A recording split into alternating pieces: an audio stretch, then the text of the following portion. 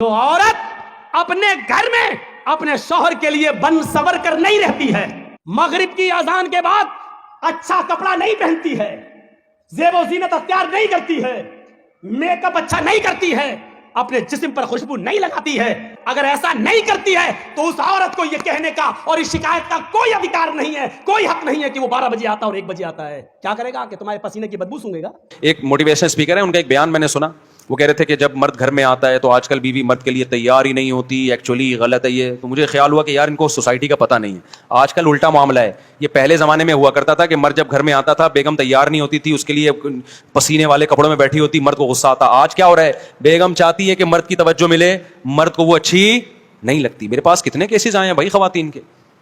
اسلام آباد میں تھا ایک خاتون آئی، کہہ رہی میرا میاں مجھے دیکھتا ہی نہیں ہے، مجھ میں دلچسپی نہیں ہے اس کو۔ آج کل یہ مسئلے ہو گئے ہیں۔ وجہ کیا ہے، وہ انٹرنیٹ پر فلموں میں ادھر ادھر اتنے ڈیزائن مختلف قسم کے دیکھ رہا ہے کہ اس کو اپنی گھر کی مرغی دال برابر لگ رہی ہے۔ تو اس سے آپ سمجھ رہے ہو آپ کی بیوی کا نقصان ہو رہا ہے۔ نانا نانا میرے بھائی، پہلے کس کا نقصان ہو رہا ہے؟ آپ کا نقصان ہو رہا ہے، کیونکہ یہ جو مزے ہیں نا باہر کے، یہ تھوڑے دنوں میں ویسے ہی ختم ہونے والے ہیں۔ انسان کی باڈی ایک حد تک لذتوں کی عادت ہوتی ہے اس کے بعد اس میں لذت آنا ختم ہو جاتی ہے۔ اس کے بعد تھوڑی اس کو گھر بھی گیا اور باہر بھی گیا۔ اور ویسے بھی ایک خاتون تو بہت شکایت کرتی تھی، میرا میاں ادھر ادھر عورتوں میں منہ مارتا ہے، میں کیا کروں۔ اس کے بچے بھی تھے، میں نے کہا گزارا کرو۔ کہہ رہی اتنے، میں نے کہا تھوڑے دن میں بڈھا ہو جائے گا، اس کے بعد ان عورتوں نے اس کو ویسے لفٹ نہیں کرانی ہے۔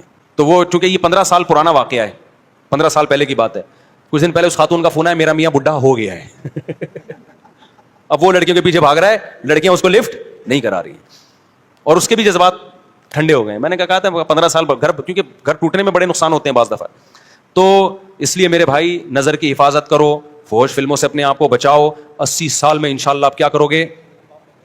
ایک اور شادی کر رہے ہوگے، اور پھر میڈیا پہ آپ کا مذاق اڑایا جا رہا ہوگا۔ 90 سال 80 سال کا ہو کے 18 سال کی لڑکی سے شادی کر رہا ہے، وہ مذاق بنتا ہے نہیں بنتا، میں اس پہ تبصرہ نہیں کروں گا، لیکن بہت سے لوگ آپ سے آ کے پوچھ رہے ہوں گے یار ہانڈی میں ڈالتے کیا ہو، کھاتے کیا ہو۔ وہ میں نے واقعہ سنایا تھا نا ایک طائف کے قاضی کا، ہمارے استاذ طائف میں تھے، سعودی عرب میں طائف نہیں ہے، وہاں کے ایک بوڑھے جج تھے۔ تو ججوں کا بڑا تجربہ ہوتا ہے، نئے نئے کیس آتے ہیں۔ تو ہمارے استاذ نے ان سے پوچھا کہ حضرت آپ کے پاس اتنے عرصے سے آپ کورٹ میں فیصلے کر رہے ہو، کوئی بڑا یونیک قسم کا کیس آیا ہو آپ کے پاس؟ تو جج صاحب نے کہا کہ میرے پاس ایک بڑا یونیک کیس آیا، 4 عورتیں آئیں میرے پاس، 4 جوان عورتیں، انہوں نے اپنے شوہر کے خلاف کیس کیا کہ وہ اس نے ہمیں ٹینشن دی ہوئی ہے مسلسل۔ سمجھ رہے ہیں؟ ٹینشن سے مطلب یہ کہ سکون ہی نہیں ہے اس کو۔ اب میں ظاہر ہے زیادہ اتنی ڈیٹیل میں جاؤں گا نا، تو ٹینشن دی ہوئی ہے، تو اس کو کہو کہ بھائی تھوڑا سا ناغہ کرے وہ ہمارے پاس آنے میں۔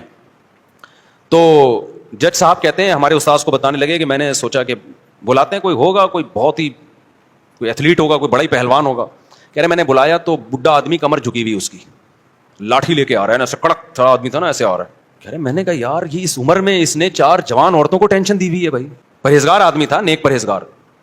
تو یار یہ اس عمر میں اس نے ان کو ٹینشن دی ہوئی ہے۔ آج تو جوان آدمی کی 4 ہونا تو وہ گھر سے بھاگ جائے، ٹھیک ہے نا، جو حالات ہمارے نوجوانوں کے چل رہے ہیں۔